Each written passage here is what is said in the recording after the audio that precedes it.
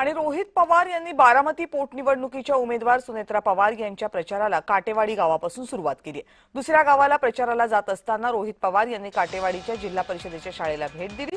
या दरम्यान काटेवाडी गावचा तिसरी इयत्तेत शिकणाऱ्या देवांश लखन पाथरकर या मुलानं दिवंगत अजित पवार यांच्या कार्याबाबत जवळपास 6.5 मिनिटांचं भाषण केलं।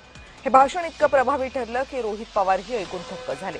त्या मुलाच्या भाषणाला आलेल्या सर्वांनीच मन भरून दाद दिली।